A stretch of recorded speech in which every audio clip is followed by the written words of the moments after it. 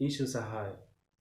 Lent काल के पवित्र दिनों में जबकि हम गुजरते हैं, लेंट का महीना अर्थात पवित्र उपवास काल का 40 दिन, इसका आरंभ राख बुधवार अर्थात भस्म बुधवार से होता है और ये ईस्टर के पूर्व शनिवार के शाम को 6 बजे सूर्यास्त के बाद समाप्त होता है।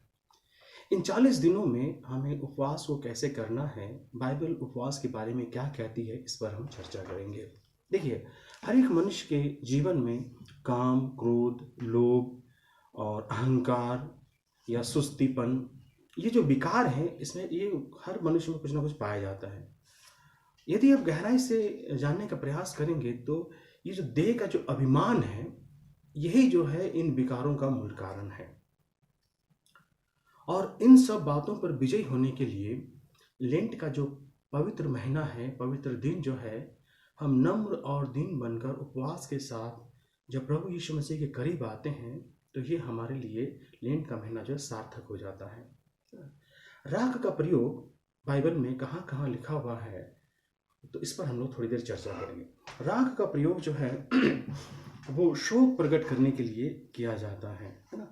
राख आग या भट्टी या बलि किए हुए पशु को जलाने के बाद जो राख बच जाता था, पुराने नियम में उस राख को अपने सिर पर डालकर या फिर शरीर पर मल कर टाट ओढ़े और टाट पर बैठकर लोग पश्चाताप करते थे, यह प्रदर्शित करते थे कि अब वो कुछ भी नहीं, अब वो नम्र और दीन हो गए हैं और उन्हें इस बात का एहसास हो गया है कि वो मिट्टी है और राख के सदृश है।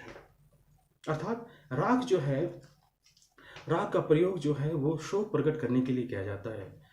दूसरा शामुएल 13 अध्याय 19 पद से आगे हम लोग देखते हैं, जब अबशलोम की बहन तमार को अमनोन ने भ्रष्ट किया, तब लिखा हुआ है कि वो सिर पर राख डाली और अपने रंग बिरंगा जो वस्त्र, सुंदर सा वस्त्र पहनी हुई थी वो लड़की तमार, उसने अपने वस्त्रों को फाड़ा और सिर पर हाथ रखकर चिल्लाती हुई चली गई। ये बता रहा है कि वो इतना दुखित थी कि वो कुछ बोल नहीं पा रही थी, उसके साथ इतना बुरा हुआ था और वो अपने शरीर पर, एक जवान लड़की शरीर पर राख को डाल लेती है। दूसरा घटना हम लोग देखते हैं जो है दीनता और धीरज को प्रकट करने के लिए टाट और राख का प्रयोग किया जाता है। अय्यूब की पुस्तक 3 अध्याय 10 पद से आगे हम लोग देखते हैं कि अय्यूब से जब परमेश्वर ने प्रश्नों को पूछा तो उसके उत्तर में अय्यूब ने कहा, मुझे अपने ऊपर घृणा आती है, मैं धूल और राख में पश्चाताप करता हूँ, मैं धूल और राख में पश्चाताप करता हूँ। ये दीनता का प्रकट है। तीसरा हम लोग देखते हैं पापों से पश्चाताप और परमेश्वर की कृपा एवं क्षमा प्राप्त करने के लिए राख का प्रयोग। योना की पुस्तक और उसका 3 अध्याय 6 पद से आगे हम लोग देखते हैं, जब योना ने निनवे नगर में प्रचार किया, परमेश्वर का क्रोध उन पर भड़कने वाला था क्योंकि वो परमेश्वर से फिर गए थे, अपना अपना मार्ग ले लिए थे। जब योना निनवे नगर में जाकर परमेश्वर के वचन को प्रचार करता है, तब सारे योनावासी, निनवे वासी क्या करते हैं कि ये शरीर पर राख डालते हैं, टाट ओढ़कर पश्चाताप करने लगते हैं। राजा से लेकर रंक तक, अर्थात गरीब से लेकर अमीर से लेकर गरीब तक व्यक्ति, पशु पक्षी, सब कोई राख शरीर पर डालकर जो पश्चाताप करते हैं। और इसका नतीजा क्या होता है, जब इनके पश्चातापी मन को परमेश्वर देखता है, इन्हें क्षमा कर देता है, माफी मिल जाती है इन्हें। कितना धन्यवाद है ना कि ये राख जो है ये पश्चाताप का प्रतीक है। शोक और पश्चाताप प्रदर्शित करने के लिए राख का उपयोग किया जाता था। उपवास रहकर भूमि पर नीचे बैठने और टाट ओढ़ने की प्रक्रिया ऐसा करने वाले व्यक्ति के शोक और पश्चाताप को प्रदर्शित करती थी। बाइबल में उपवास के बारे में कठिन कठिन बातों को लिखा हुआ है ना पानी पीना है, ना खाना खाना है। चलिए हम लोग बाइबल में कुछ पदों को देखते हैं। ये निर्गमन उसका 34 अध्याय 28 पद से आगे, निर्गमन 34 अध्याय 28 पद से आगे देखेंगे, मूसा जब 10 आज्ञा लेने के लिए सिनै पर्वत पर परमेश्वर की आज्ञा के अनुसार चढ़ा तो 40 दिन और 40 रात सिनै पर्वत पर था और उन दिनों में वह निराहार रहा, उसने कुछ खाया पिया नहीं। बाइबल ये कहती है पूरा 40 दिन उसने न जल पिया न अन्न ग्रहण किया। और अगर मत्ती रचित सुसमाचार हम लोग 4 अध्याय को देखते हैं, वहाँ पर प्रभु यीशु मसीह को जब शैतान 40 दिन का परीक्षा लिया तो उन दिनों में लिखा हुआ है कि प्रभु यीशु मसीह 40 दिन और 40 रात निराहार रहे, है ना।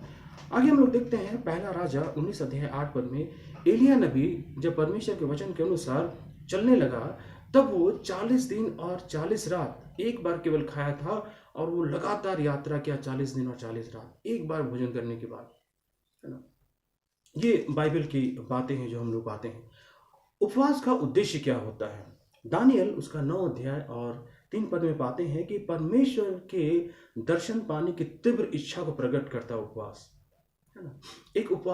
एक व्यक्ति जब उपवास करता है तो उसकी ये तीव्र इच्छा होती है कि मैं परमेश्वर के करीब रहूं, परमेश्वर के दर्शन पाऊं, है ना। पहला शामुएल 33 अध्याय और 31 अध्याय और 13 पद में लिखा हुआ है कि गहरा शोक प्रकट करने के लिए उपवास किया जाता था, है ना। यदि किसी प्रकार की ऐसी बातें हुई है बीते जीवन में कि आपको उसको पछतावा हो रहा, तो आप शोक कर रहे हैं, वो उपवास करते थे लोग शोक को प्रकट करने के लिए। दूसरा सामुएल 12 अध्याय 17 से 16 और 17 पद को देखेंगे कि परमेश्वर के प्रकोप को टालने के लिए जो है लोग उपवास करते थे, और परिणाम भी पाते थे कि परमेश्वर उन पर कृपा करता था। पुराने नियम में जब मनुष्य अथवा राष्ट्र सच्चा पछताव जब करता था, तो उसके लिए वो संकेत था कि वे राख को अपने शरीर पर मल लेते थे, सिर पर राख डालते थे और टाट ओढ़कर जो है बैठ जाते थे जमीन पर, है ना। अन्य लोग ये समझ जाते थे कि अमुक व्यक्ति या संपूर्ण राष्ट्र जो है अपने पापों के कारण दुखी थे और वे पछताव कर रहे हैं। कालांतर में समय के साथ साथ ये सिस्टम जो है बदलता गया। लोग केवल शरीर पर राख लगा लेते थे और मन से पछताव नहीं करते थे, है ना। लोगों को दिखावा करते थे कि शरीर पर राख लगा लिए, सिर पर राख डाल दिए और बैठ गए चुपचाप से, लेकिन मन जो है परमेश्वर से बहुत दूर था। इसलिए यशायाह नबी की पुस्तक उसका 58 अध्याय 3 से 5 पद तक में लिखा हुआ है, सुनो, उपवास के दिन तुम अपनी ही इच्छा पूरी करते हो। यशायाह नबी की पुस्तक उसका 58 अध्याय 3 पद से आगे लिखता है, वे परमेश्वर कहता है वे कहते हैं, लोग कहते हैं, क्या कारण है कि हमने तो उपवास रखा परंतु तूने उसकी शुद्धि नहीं ली, हमने दुख उठाया परंतु तूने कुछ ध्यान नहीं दिया। परमेश्वर कहता है, सुनो, उपवास के दिन तुम अपनी ही इच्छा पूरी करते हो। लोग उपवास के दिन अपनी इच्छा पूरी करते हैं। कैसे पता है? जो लोग शराब पीते हैं वो बोलते हैं मैं उपवास काल के दिन शराब नहीं पीऊंगा, मैं खैनी नहीं खाऊंगा, मैं मीट मछली नहीं खाऊंगा, ये मेरी इच्छा है ना। अपनी इच्छाओं को पूरी करते हैं। या फिर मैं कुछ काम नहीं करूंगा, मेरे बदले फलाना जो है काम करेगा, मेरा दास दासी काम करेगा, मेरा भाई या बहन, मेरी पत्नी काम करेगी। लोग अपनी इच्छाओं को जो है पूरी करते थे। लेकिन परमेश्वर क्या कहता है, आगे हम लोग देखेंगे। यशायाह नबी पुस्तक 58 अध्याय 6 पद से बड़ा सुंदर लिखा हुआ है कि परमेश्वर क्या चाहता है उपवास में लोग करें। जिस उपवास से मैं प्रसन्न होता हूँ, वह क्या या नहीं कि अन्याय से बनाए हुए दासों और अंधेर सहने वालों का जुआ तोड़कर उनको छुड़ा लेना और सब जुओं को टुकड़े टुकड़े कर देना। क्या हुआ या नहीं कि अपनी रोटी भूखों को बांट देना, अनाथ और मारे मारे फिरते हुओं को अपने घर ले आना, किसी को नंगा दिकर वस्त्र पहनाना और अपने जाति भाइयों से अपने को ना छिपाना। यह परमेश्वर जो है इन सब बातों को कहता है। अर्थात हमें परमेश्वर के वचन के अनुसार, उसकी इच्छा के अनुसार जो है उपवास रखना है। उपवास को हम लोग 3 भागों में बांट सकते हैं। 3 प्रकार के उपवास हम लोग कर सकते हैं। पहला है सामान्य उपवास, दूसरा है आंशिक उपवास और तीसरा है संपूर्ण उपवास। आइए इसको उदाहरण देखते हैं, है ना। 3 उपवास है ना, सामान्य उपवास, आंशिक उपवास और संपूर्ण उपवास। मत्ती रचित सुसमाचार 4 अध्याय 1 से 2 पद। यहाँ पर हम लोग प्रभु यीशु मसीह के 40 दिन का उपवास को देखते हैं और शैतान द्वारा यीशु मसीह का परीक्षा होता है। इस समय लिखा हुआ है कि प्रभु यीशु मसीह जो है निराहार है। अर्थात पानी पिया कि नहीं ये तो मैं नहीं बता सकता, बाइबल इस बात को नहीं लिखा है। लेकिन सामान्य उपवास जो होता है वो ये है कि हम पानी तो पी सकते हैं लेकिन कुछ खा नहीं सकते, है ना। तरल पदार्थ लेना है, ठोस आहार नहीं लेना, ये सामान्य उपवास है। दूसरा है आंशिक उपवास, जिसके बारे में दानियल 10 अध्याय 2 से 8 पद तक में लिखा हुआ है। इसमें हम लोग 3 टाइम खाते हैं। आंशिक उपवास में तीन टाइम में से किसी एक टाइम को खाना नहीं खाना है।